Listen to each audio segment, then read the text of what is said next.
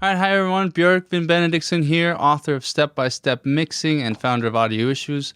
As always, I'm here to help you confidently finish your mixes so that you can be proud to release your songs. Today, we're going to be taking a look inside a mix session by an artist called Wade Means. His song 21 has a lot of fun things to show you when it comes to the drums and sort of creating a vibe in the mix when it comes to maybe let's focus on the guitars and the bass in this case.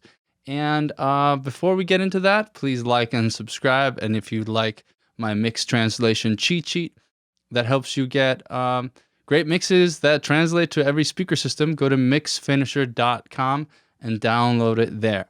All right, let's get into the mix here. All right, so first of all, I used some automation, some gain structure, gain changes to create, and some sample replacement to create three different vibes to the verses and the choruses. So in this case, there's this big intro, and then I want the first verse to kind of drop down. So I'm taking that heavy snare that's playing in the chorus, and I'm replacing it with sort of a 606. I think that's what it is. Let's check.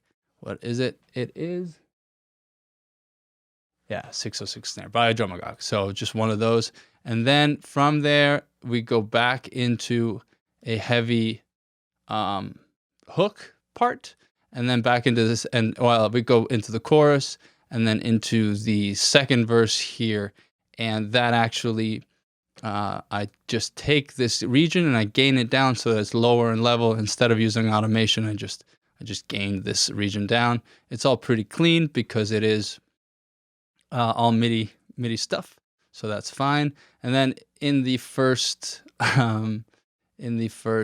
verse, I also made the hi-hat pattern slightly different so that it would slow down the mix a little bit, make the contrast from the intro hook to the verse drop down a little bit. So I'll just show you how that sounds.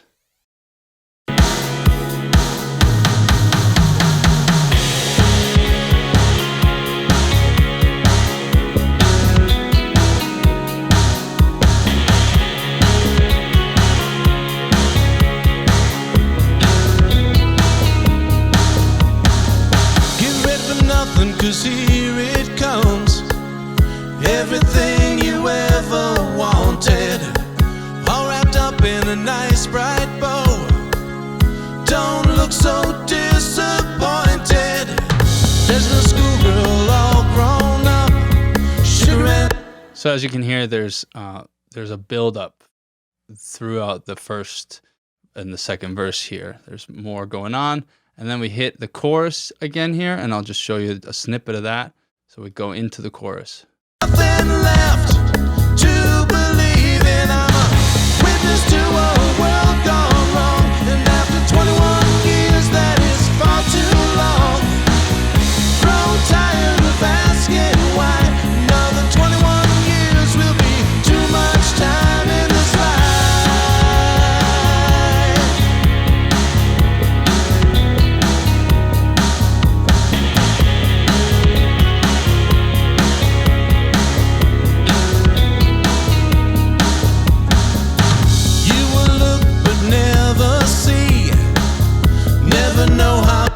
So although it's just both snare samples now playing at the same time, this one is pitched, or this one is gained lower, so it kind of creates a contrast between the big hook snare sound, the other sort of 606 tap, and then this third verse. So there's slight build up and down. So you're creating contrast, up and down, build up, and interest hopefully throughout the song, by doing mutes and additions and subtractions. As you can hear, I'm not sure whether I want to keep the bass muted here in the first verse because it kind of drops out a little bit too much for me.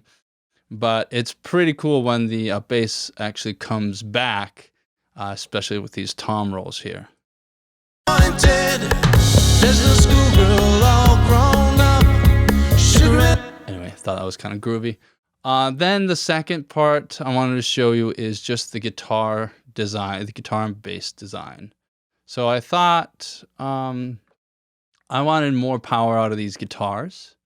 and I kind of wanted this big chord just sitting on left of the center, just sort of big and sort of distorted a little bit, and just wanted to create that slightly distant chord. And then on the right side there is this guitar line. So if we solo the guitar, where is it? There it is. You can hear the interplay between these things and this thing.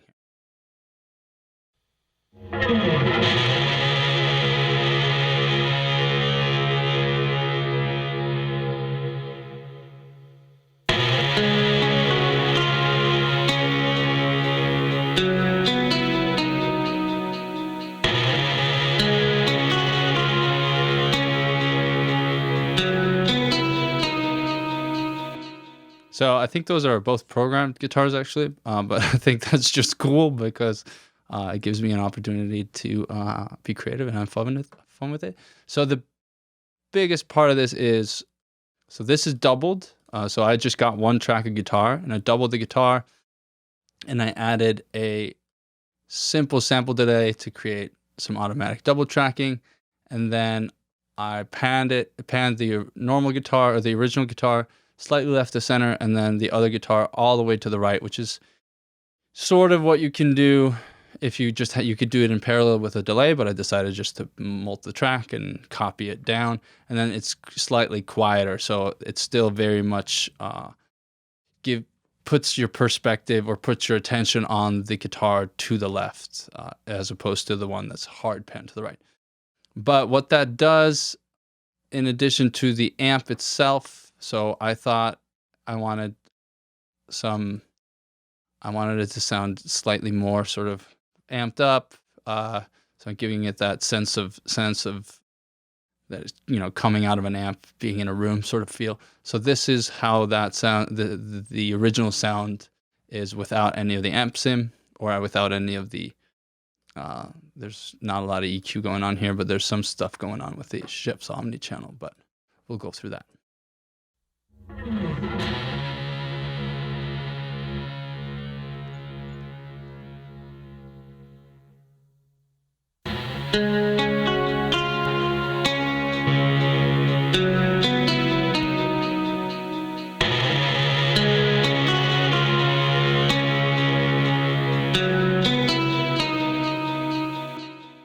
So that creates a little bit a more believable sound, more realistic, I feel like.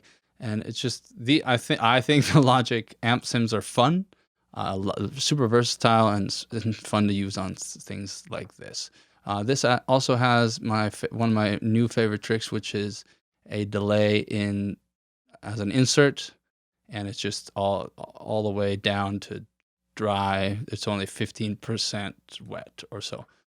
So that we'll talk about that with the other clean guitar track later. But so let's take this off and just take the clean guitar off and just listen to it with that automatic double tracking and hard pan to the right, and so you can hear how that sounds.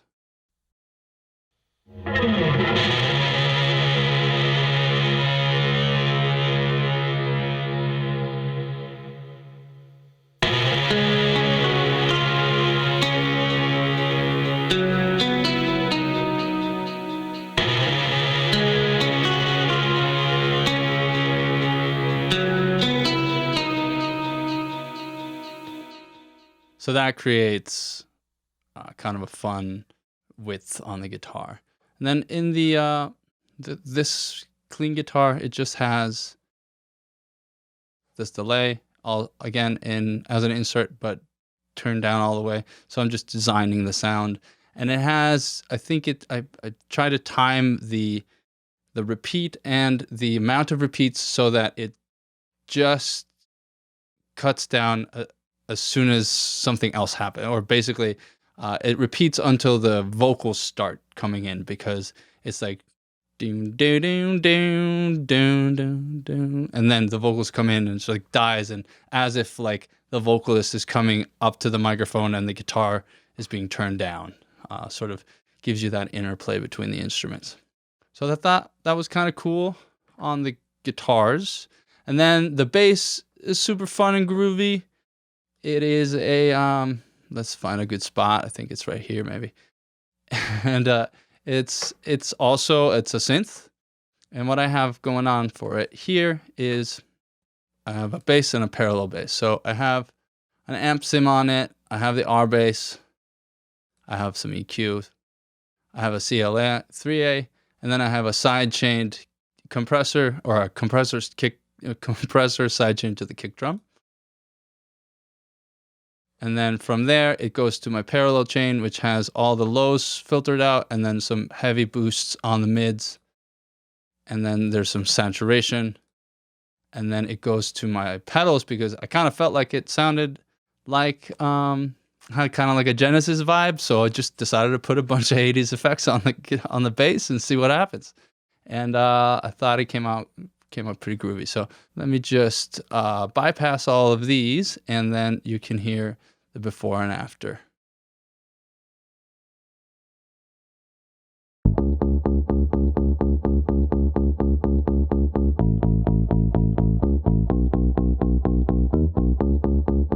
So that's the before signal, and let's just take the parallel bass off. If you're wondering what all these other things, it's the Opticomp and the Effect Comp. I talk about that in a previous mixstream video, so please review the mixstream videos that are in the playlist so far, and you'll see some of these tricks I use in a lot of mixes. So make sure you check that out.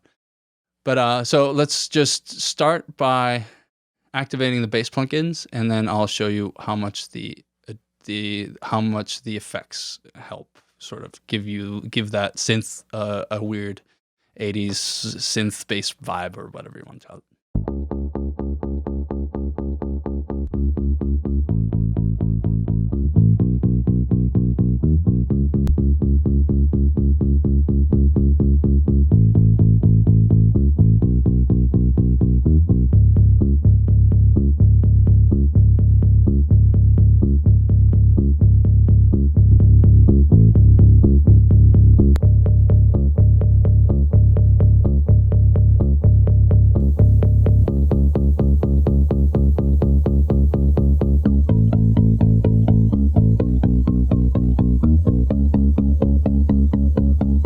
Another 21 years will be too much.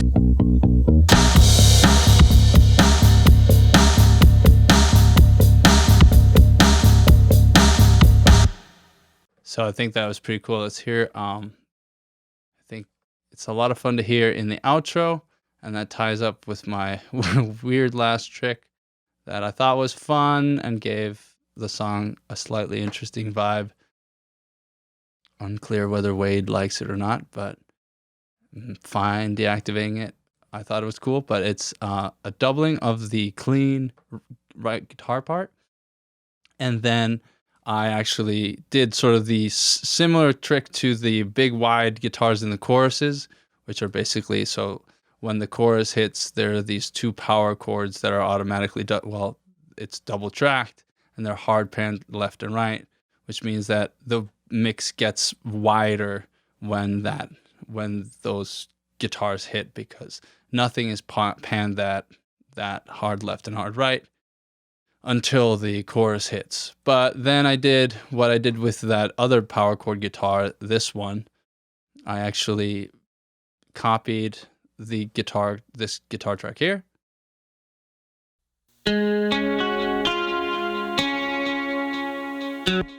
So I copied that, and then I pitched it an octave up and blended underneath. It's lower in the mix, and I thought it was kind of a fun thing to experiment with. So it just has a pitch shifter, and it's up 12 semitone.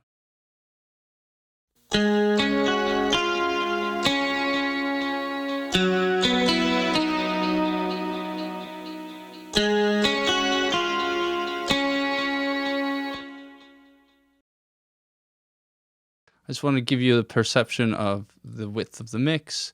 I'm going to mute the vocals so we can focus on the guitars. And so it's just coming off the guitar solo. It just has the guitar in the middle, and then these two power chord guitars go all the way to the left and all the way to the right. Let's see if that makes sense or has an effect.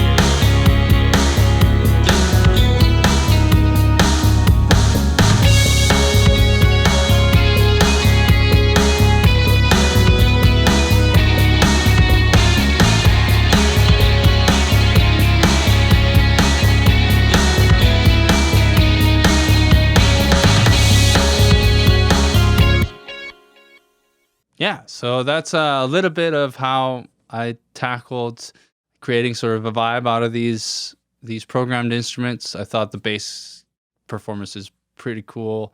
I thought all of these tracks were fun to work with. So I hope that gave you some ideas of what you should do or what you can do with your mixes. I hope some of the delay and effects and parallel processing tricks and sort of my ideas on contrast and things of that nature. Hope that was helpful to you. So that's it for this week. As always, please like and subscribe, forward, print out, paste to your wall, put on Facebook, spread the word, get out your copy of Step by Step Mixing if you haven't, no pressure. And finally, if you want to get my mix translation cheat sheet and you aren't on the email list already, please go to mixfinisher.com and download it there. It's my 7-step process to help you make your mixes translate to every speaker system that you play them through, which is super important. So I hope that'll help you out, and I hope this video helped you out as well. Thanks again for watching. I'm Björkman from Audio Issues. Have a good day.